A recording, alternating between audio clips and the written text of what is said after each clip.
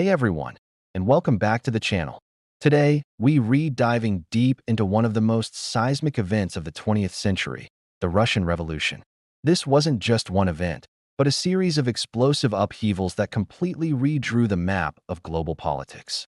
So, grab a cup of tea, get comfortable, and let us travel back to the early 1900s to understand how the world's largest country went from a centuries-old monarchy to the world's first communist state.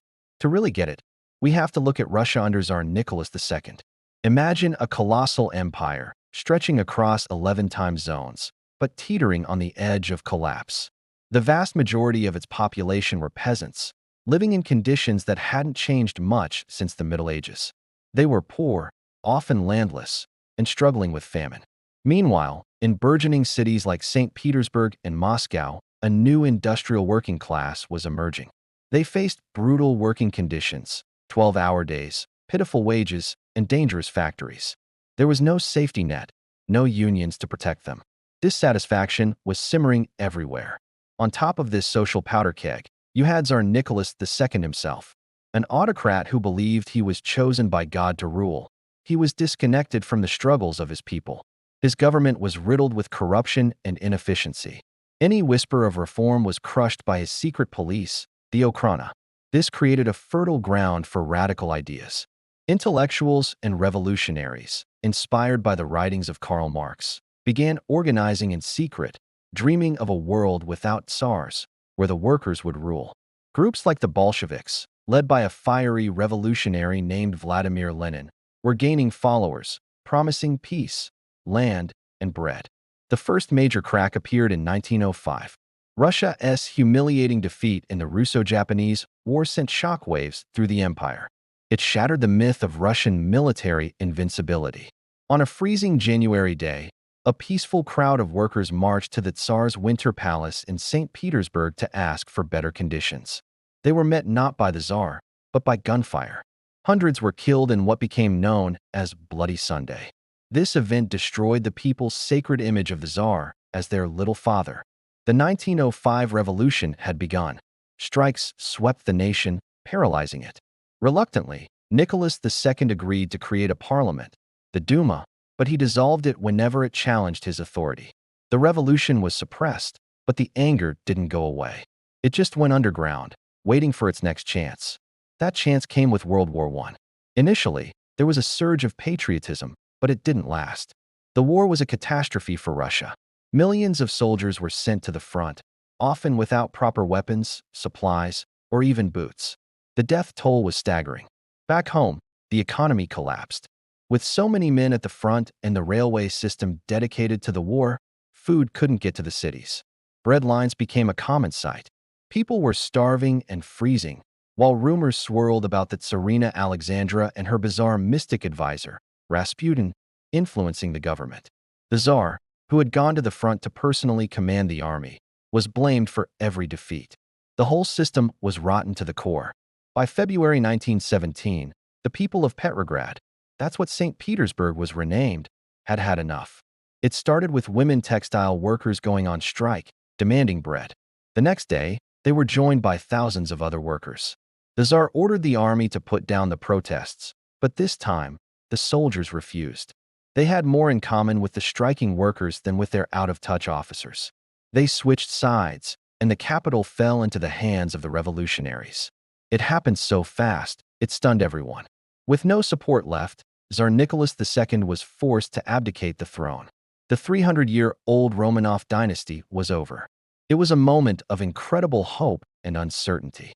A provisional government, made up of moderate politicians from the old Duma, took charge. But the provisional government made a fatal mistake. It decided to keep Russia in the war. This was deeply unpopular. The soldiers wanted to go home, the peasants wanted land, and the workers wanted food. The government couldn't deliver on any of these promises. It shared power uneasily with the Petrograd Soviet, a council of workers and soldiers that had its own power base. This created a situation of dual power, where nobody was really in charge. And into this chaotic vacuum stepped Vladimir Lenin. He had been in exile in Switzerland, but the Germans, hoping to destabilize Russia and knock it out of the war, famously put him on a sealed train and sent him back to Petrograd. He arrived in April 1917 with a clear, radical message laid out in his April Theses. He called for an end to the war, for all power to be transferred to the Soviets, and for the nationalization of all land.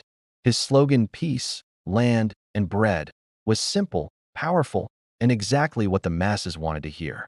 The Bolsheviks, who were just a small faction in February, saw their popularity soar throughout the summer and fall. The final act came in October 1917, or, if you're using the old Russian calendar, November. It's why it's called the October Revolution. Led by Lenin and organized by the brilliant Leon Trotsky, the Bolsheviks decided it was time to seize power. On the night of October 24th, their armed forces, the Red Guards, moved swiftly and systematically. They took control of key points in the city: bridges, telephone exchanges, railway stations, and post offices. It was less of a dramatic battle and more of a coordinated takeover. The next day, they stormed the Winter Palace and arrested the members of the provisional government. It was almost bloodless. Lenin stood before a cheering crowd and announced that the Soviets were now in power. But seizing power was the easy part. Holding it was another story. The Bolsheviks, now calling themselves the Communist Party, immediately faced immense opposition. This plunged Russia into a brutal civil war that would last for nearly 5 years. It was the Reds, the Bolsheviks, against the Whites, a loose alliance of everyone else: monarchists, liberals, moderate socialists, and foreign powers like Britain, France, and the United States, who were terrified of communism spreading. The country was torn apart. The Reds, however, had key advantages. They controlled the industrial heartland of Russia. They had a unified command under Trotsky's leadership of the new Red Army, and they had a ruthless determination to win at any cost, implementing a policy known as war communism.